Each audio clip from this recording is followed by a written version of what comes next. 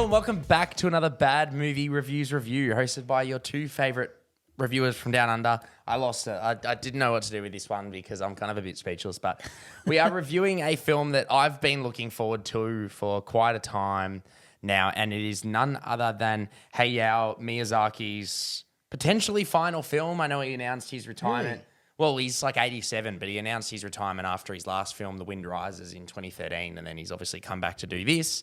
But it is none other than The Boy and the Heron, which originally in Japan was titled How Do You Live, which is based on a novel from the 30s, but a completely original story for the film. It is, however, very self-referential of Miyazaki's life. So I guess it's probably like semi-autobiographical in a way. It's an interesting take on it now that I know that little bit extra detail to it. That's why we're here to do this. Yeah. That's why I'm here anyway. Yeah, give you a little bit of feedback at the intro, but to keep the plot as bare bones as minimal. Obviously, for anyone who loves Studio Ghibli films or knows these, they're obviously extremely odd. But it's about a young boy named Mahito who, his mother passed away in a fire, and then 3 years later, basically moves to a town for a new beginning during World War II. Yep. Rural Japan, basically. Yeah. So Yeah, correct. moved from Tokyo away. But without further ado, there is a lot to unpack here. Yeah, I don't even know where to start. Well, you're starting, so What a beautiful film. It's I haven't seen heaps of Studio Ghibli films, so I'm not going to be there. I've seen a few. So before I was just about to preface. While covering this, I will just say we did see this in the dubbed version, so the English speaking. So we all touched on that. We actually went for the other one, and then Well, the screening was supposed to be subbed. So when it started dubbed, I was kind of intrigued. But I was like, I will go out of my way to see the sub version for sure. I always do. Love sort of obviously hearing the original intention behind it. Obviously. So, but yeah, we obviously are commenting on the English voice acting in a correct, way. yeah. Sorry. Where was I? Beautiful film. You haven't seen many Studio Beautiful Ghiblis, films. Haven't seen any Studio Ghibli ones, and even my recollection of the two that I have seen. Oh my God. Spirited Away. Spirited Away and Howl's Moving Castle, which 2001 and 2004, my memory is quite rough, nearly 20 years ago of what they were like. But they've always been, a lot of the art style in all these films has been something that intrigues me. It's like a hand-painted, beautiful masterpiece, and it's so enjoyable to watch. I don't know how like scenes can be so simplistic but so complex at the same time. And it's just absolutely breathtaking to be like sucked into this world that he's built. It's hard to like really comment on it when it comes to, I guess, like the plot, because I don't want to spoil anything in it. But it was so engaging, and there were so many like underlying meanings and tones, and I feel like you get a lot out of this film. But I won't really go any further with that. But it's something to comment on, that this story had like an excellent direction, and I felt like despite its kind of like wayward thinking, it was kind of easy to follow, which kind of made me really draw into the story that it was telling. I don't know how I really feel about like the voice acting side of things.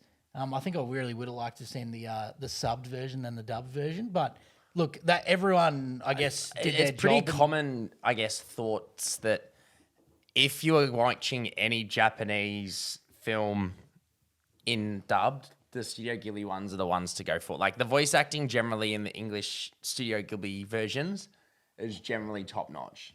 Like Christian Bale has been in a few of his films. He was in Howl's Moving Castle, and his performance in that is unbelievable. Yeah, so agreed. like, it was good, but for me, it was nothing like exceptional. But I don't think this movie was trying to be exceptional when it came to the voice acting. I think it was really exceptional when it came to like the storytelling. The audio design was absolutely phenomenal, and the score to complement that. There's a lot of subtle sounds that are going on in the background, despite kind of still seeming like silence at the time, so you're really soaking in the scene. But just really great audio design there. And then yeah, the score is something you could just like listen to forever, just sit in the background and Very soak into piano this, centric. yeah, soak into this wonderful wonderland of this weird universe that's been built and kind of really enjoy it. Yeah, I don't know exactly where to jump from here to my next kind of point, so I might throw it over to you. But definitely, I really enjoyed this film, and I know I say that a lot, but this was like it was like watching a painting being drawn at the same time. It was like beautiful. Yeah, this is a film, as I said, like I love Studio Ghibli films. I've got a box set of all their Blu-rays, and Miyazaki's work is something that I've always admired. I don't really think he's made a bad film, and I think he's always asked these questions of humanity in all his films has been very prevalent, even though it's not the forefront. It's a very prevalent theme within his films, and this is no different. And I think this would genuinely be, if it is his last film, such a fitting and perfect end. Like, I don't think it's his best film, but in saying that, after maybe a few rewatches and even seeing the Japanese original version, it could definitely be up there. I do agree with you in saying that like every frame just looked like a painting for this film. It is absolutely beautiful, and the score and the actual, as you said, sound design.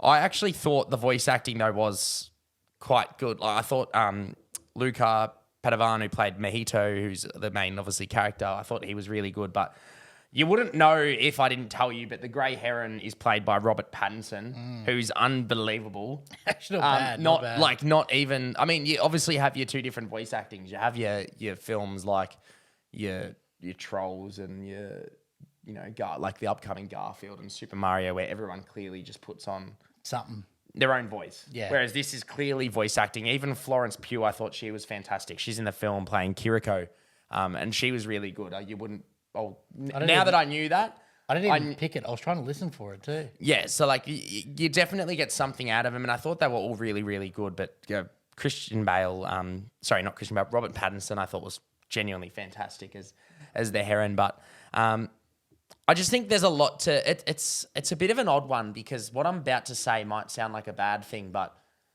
it's not by any means. I do think this is probably the most inaccessible Miyazaki film in the way that it's probably the hardest to follow for just the standard general audience.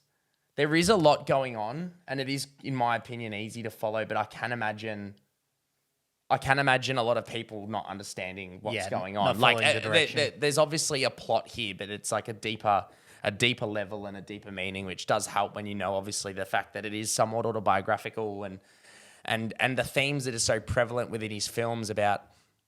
I actually think even then the original title I much prefer over The Boy and the Heron, knowing it now just called How Do You Live? Yeah. Because the film's the film's themes of memories and your loved ones, and it is a film that does hit quite hard at moments if you are picking up on the situations of memories and just life itself, I think. And that's why I think it could be such a fitting, perfect end for Miyazaki's career. In saying that, I would absolutely adore it if he made more films. It's just, I know he's 87. It's how long can you make these? I'm sure making these films as well, I can imagine would take so long because of the art and the passion and the effort of putting in just one frame. The time. But I think it's genuinely a fantastic movie. As I said, I don't think at this point in time, obviously just coming out of it being quite fresh, I don't know if it's my favorite straight out of the bat, but like with time and with myself going through life, it could as well be, because it's obviously a film that deals with grief and memories and life, and the fact that I mean, I don't really know where to. Yeah, it's hard. It's hard to touch on without going into spoilers and sort of more plot territory. And I do really advocate to watch this film knowing as least as possible, with all Miyazaki films anyway. But it definitely does feel like in what I was saying before, in the fact that it's a little bit probably his most inaccessible film. In saying that, I'm not saying it's inaccessible. Yep. I'm just saying his most inaccessible film. It's also definitely his most personal. You can tell the love he puts into the characters because obviously it's, as I said, semi-autobiographical. So he's obviously talking about, his family, his mother, his all that situation and the memories that he has, and obviously the fact that he's quite prevalent in how much he talks about how much he loves his love. I mean, I say loves, but it's still obviously current. Loves his mum, and it is definitely something that everyone can relate to, and everyone will. It definitely evokes emotion for sure. But I think it's definitely a very, very special film. And as I said, I would have loved to see the original Japanese subbed version. I'll go out of my way to see that when I can, when it's out. We did see this early. I think it comes out in a couple of days, sort of nationwide. But man, I loved this film. I don't know if it'll be in my top 10 because it is definitely a film that I think I'll probably need to let simmer and think about it more and more, because there is a lot going on and there is a lot to take in. It's a top 3 Studio Ghibli film for me. Well, yeah, saying that. Being the third one I've seen.